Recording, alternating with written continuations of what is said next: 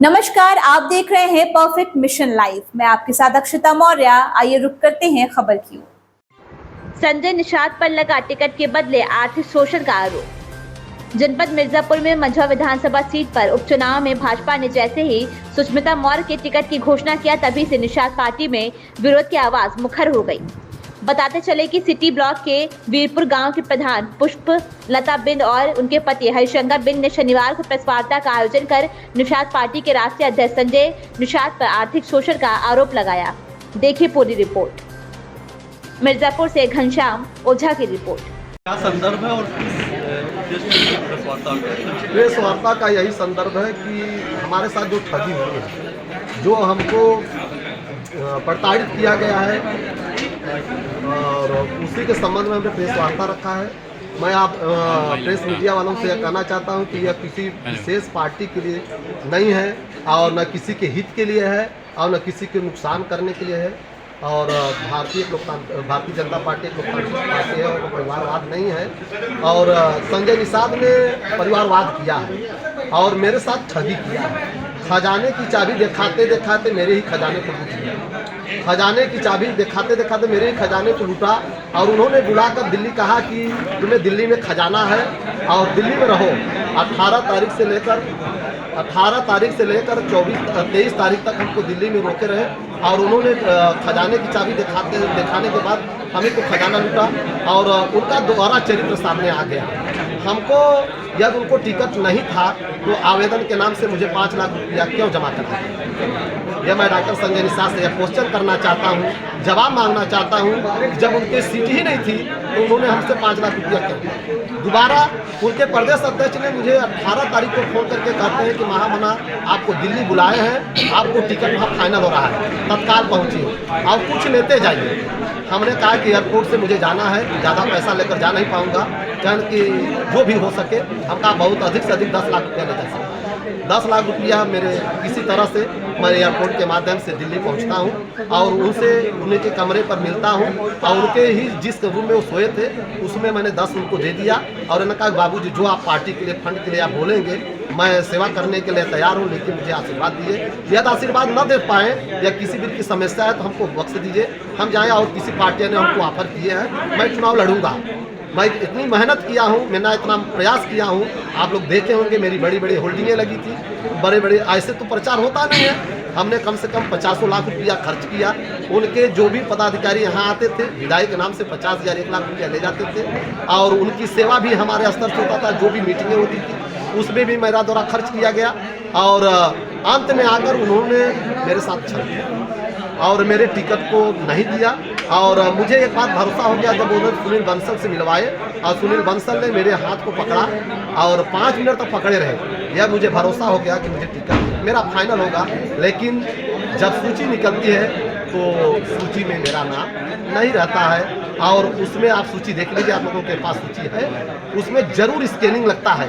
यह सुष्मिता मौर्य वाला जो नाम है वो अलग से नाम लिखा लगता है। आप लोग ध्यान से देखिएगा, आपको जरूर लगेगा कि वो अलग से लिखा गया है। जो फ्रंट ऊपर लिखा गया है वो फ्रंट नहीं है। आप लोग स्वयं देखकर देख लीजिए।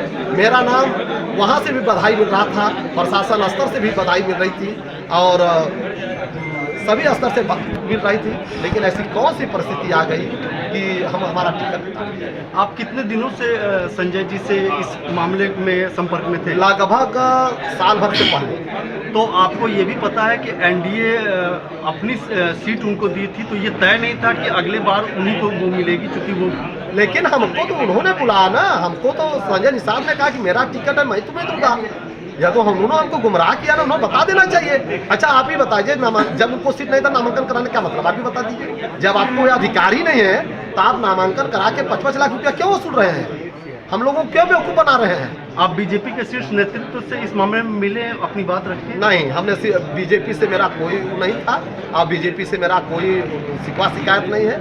और बीजेपी के सुनील बंसल से इन्होंने मिलाया था जरूर, लेकिन टिकट के बारे में कोई वार्ता नहीं हुई। उन्होंने बस इतना ही कहा कि देखिए निर्णय से नेतृत्व जो भी ले, लेकिन उनका जो हाव भाव था, मेरे पास उनका फोटो भी है, उससे लगता था कि वो मेरा टिकट फाइनल है।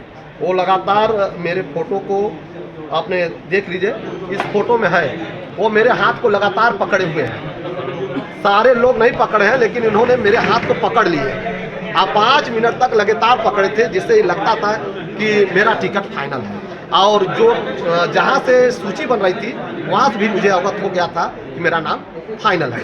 और संजय निषाद ने 23 तारीख को शाम को हमको फ़ोन करके प्रदेश अध्यक्ष के माध्यम से कहवाते हैं कि जाइए, तुम्हारा टिकट फाइनल होगा, जाइए मिठाई उठाई बनवाइए और सारे लोगों को सुबह पहुँचे और 25 को 24 को नामांकन करना है। जैसे ही हम मिर्ज़ापुर पहुँचते हैं, पता लगता है कि मेरा टिकट ही नहीं मिला। यदि हमको टिकट नहीं दिया, मुझे भी दुख नहीं है, लेकिन इतना हमको गुमराह क्यों रखा गया?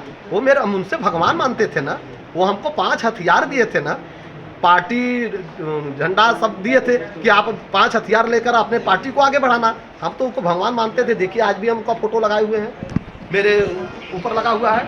लेकिन इनके द्वारा जो द्वारा चरित्र है, पहले तो इन्होंने मीडिया में यह बोला कि वो मेरे बड़े भाई हैं, हमको सीट देंगे, सीट भी देंगे, जीत भी देंगे। और इसके बाद कुछ दिन के बाद बोलते हैं कि संजय निषाद ने टिकट लेकर अड़े दिल्ली में। हम लोगों को भरोसा होता गया कि संजय निषाद ने कुछ न कुछ करेंगे। लास्ट में बोलते हैं कि सीट नहीं, जीत चाहिए। आप बता दीजिए, कौन सी जीत की बात कर रहे हैं? वो दिल्ली नहीं जीते हैं, लखनऊ नहीं जीते हैं, सिर्फ ये मझवा ही जीत होगी क्या? यहाँ बिंदु की संख्या 1,20,000 है। आप बताइए, 3 बार रमेश बिंद विधायक थे, इसके बाद विनोद बिंद विधायक थे। क्या बिंदु को टिकट मिलता तो चुनाव नहीं जीत पाते? ये तो बिंद बाहुल क्षेत्र है, तो इसमें ऐसी कौन सी परिस्थिति आ गई? इसका मतलब होता है डॉक्टर संजय निषाद ने हम लोगों को बेचे, हाईलाइट किए, हम लोगों का नुकसान कराए।